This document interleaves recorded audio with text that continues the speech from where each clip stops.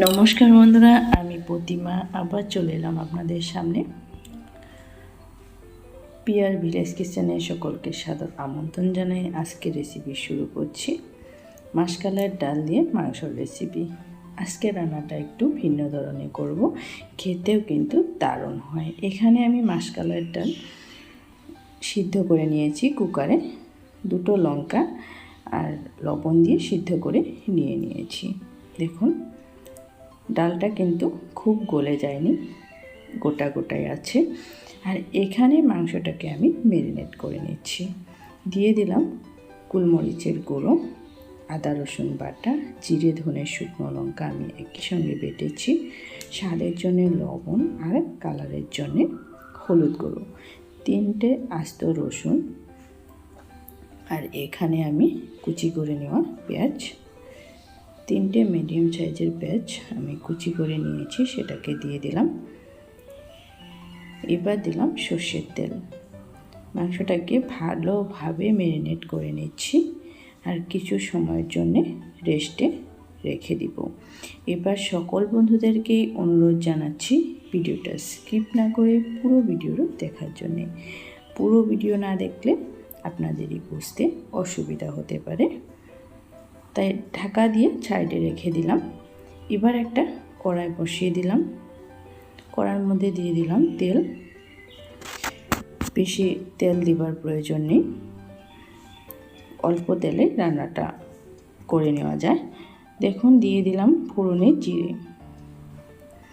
জিরেটা ফোড়ন হয়ে আসলে ম্যারিনেট করা মাংসগুলো দিয়ে দিচ্ছি।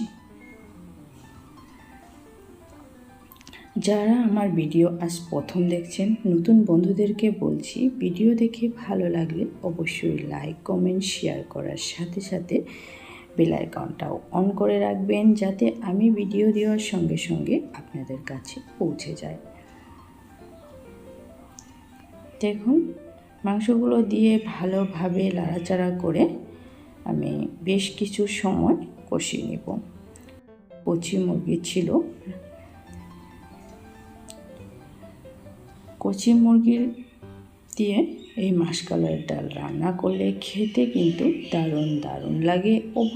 অবশ্যই একবার এইভাবে ট্রাই করবেন। আশা করছি আমার সঙ্গে থাকা সকল বন্ধুদেরই খুব ভালো লাগবে। দেখুন, কত সুন্দরভাবে মাংসটাকে আমি ম্যারিনেট করে কষিয়ে নিয়েছি। এবার আমি মাসকালাইয়ের ডালটা দিয়ে দিচ্ছি।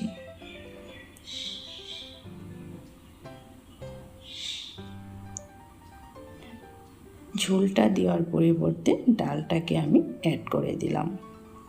আগে থেকে সিদ্ধ করে রাখা ডাল, বেশি চাল দেওয়ার প্রয়োজন নেই।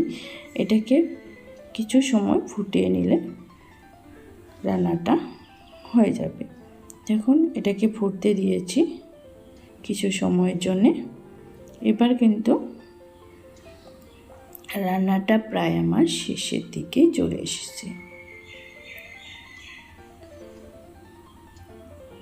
খুব টেস্টি অ্যান্ড হেলদি একটা রেসিপি। অবশ্যই সকল বন্ধুদের ভালো লাগলে একটা লাইক আর কমেন্ট করবেন। আপনাদের একটা লাইক আর কমেন্টে আমাকে পরবর্তী নতুন ভিডিও বানাতে অনেকটা উৎসাহিত করে তোলে। দেখুন, দেখতেও যেরকম হয়েছিল, খেতেও কিন্তু দারুণ হয়েছিল। এভাবে রান্না করে আপনাদের পরিবারের আত্মীয় স্বজন আসলে অবশ্যই পরিবেশন করুন, খেতে কিন্তু দারুণ লাগবে। রান্নাটা প্রায় শেষের দিকেই চলে এসেছে। এবার আমি গরম মশলা 2 চা চামচ অ্যাড করে দিলাম। গরম মশলাটা দেওয়ার জন্য এর ফ্লেভারটা আরও দারুণ লাগবে। গরম ভাতের সঙ্গে এই রেসিপি পরিবেশন করলে জমে যাবে। সকলকে ধন্যবাদ ও ভালোবাসা জানিয়ে আজকের ভিডিও আমি এখানেই শেষ করলাম।